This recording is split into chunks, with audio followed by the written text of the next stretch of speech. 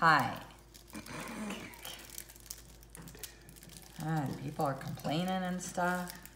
So, hi everybody. I thought I would give you an update on what happened this past week, since a lot of people are wondering.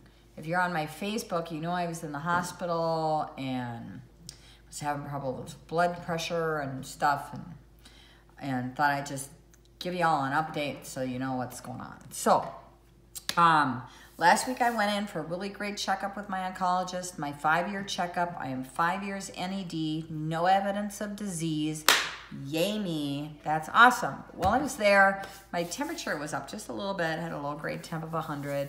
Nothing concerning, but just enough to know that I probably had something brewing. Not surprising because we had kids at home throwing bugs around, right? So I came home, did my usual running around stuff, and then about 4 o'clock, I got hit like a brick wall, and I was in bed, down for the count. And I was out cold, running a fever, I was miserable, and about 9 o'clock, I had really sharp pain in my belly. It was like constant pain, and it was really, really tough. And I don't know when Dean came to bed, but at some time I said to Dean, "Oh my God, I'm dying," or something like that. I was probably not very calm when I said it, and it's probably through a lot of tears and stuff. And then finally about midnight, I could not. It was getting worse and worse and worse, and then it was excruciating. And I'll have you know, sorry, my dog's playing with a toy over here. I have an extremely high pain threshold. It's been a problem in the past when I was dealing with reconstructive surgeries, because sometimes I would wait too long to go in. By the time I went in, I'd have this really horrible infection. So I don't probably know what a normal pain level is. So I just wait and wait, because it'll go away eventually, right? Anyway, midnight, I finally sobbing and writhing in the bed, and I told Dean he needed to call me an ambulance because I needed to get to the hospital because I was gonna die right there. Paramedics came, brought me to the hospital. I get to the hospital, well, I get in the ambulance, and they couldn't give me any pain meds because my blood pressure was too low. I have low blood pressure. On a good day, I run 80/60. So that's my norm baseline. When I had cancer, it went up to like normal people blood pressure levels. And then, I don't know, probably a year or so ago, it dropped back down to where it used to be. So, we get to the ER, and they're pretty convinced it was my appendix based on where the pain was. Bring me into the CT scan, and my appendix looks just fine. They can't figure it out. But my blood pressure was still really low. So they gave me pain meds. They had to put me on oxygen because I really like pain meds that like Dilaudid and Toradol. That's good stuff. That's a good cocktail. Just whoosh, just relax. Just take a nice nap and not even care that my belly hurts anymore. And they decided they were gonna have to keep me because my blood pressure was so low. Well, because they thought I was septic, and so there must be some infection going on somewhere that they couldn't find. So, long story short, I ended up testing, well, let me tell you first. They were convinced because my rapid flu test came back negative. Now they were like, "Have you been out of the country in the last 30 days? And I said, "Well, about a month ago, I came home from Kenya, and I spent a week there, and I've been home a month." I mean, you know, it's a month ago. "Well, it's possible you have malaria." And I'm like, "I don't have malaria." I took the malaria pills. I did all I'm supposed to do. And then I'm in my head going, of course I would bring back something from a tsetse fly or something, because I would do that. That's kind of luck I have.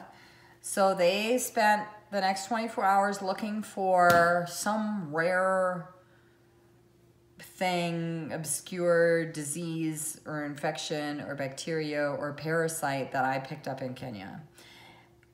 What I had was influenza A type influenza type A H1N1 2009 strain, which is the strain that caused the pandemic back in 2009, which they haven't even had in a vaccine in a while. And of course I somehow caught it.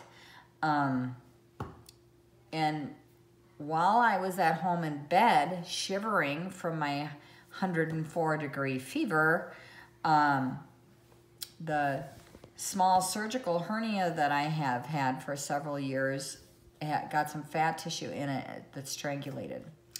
So that is the source of my pain and continues to be the source of pain. And I'll be having surgery in the next week or so to get that taken care of. We have to do it fairly quickly so that that tissue doesn't go necrotic. Right now it's still safe-ish, but watching it kind of close, and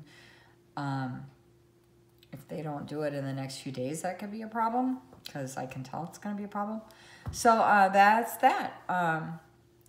Everyone here tested positive, well, not everyone tested positive for flu. Everyone's being treated with Tamiflu, and so we have 9 people on Tamiflu, and I'm pretty sure we have all the Tamiflu that was in town. But everybody's on the upswing now. We've got residual coughs and stuff that'll hang on until June probably. And that's it. We just keep getting better, and I'll get this little surgical procedure done and be good as new again. In the meantime, I'll try to stay out of the hospital. Do you know, I was in an observation area. Let me tell you something. I'm going to jump on my soapbox a minute.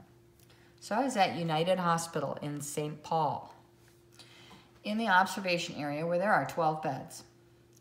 There is 1 bathroom for 12 beds in an area, a unit full of people on IV fluids. Some of them are on Lasix. We're all peeing every 10 minutes. There are people lined up in the hallway with IV poles waiting to pee. Are you kidding me? It is, and not only that, but the bathroom's disgusting, and the nurses are in there every half hour cleaning it because some old men are peeing all over the floor and on the walls, and I'm not even joking.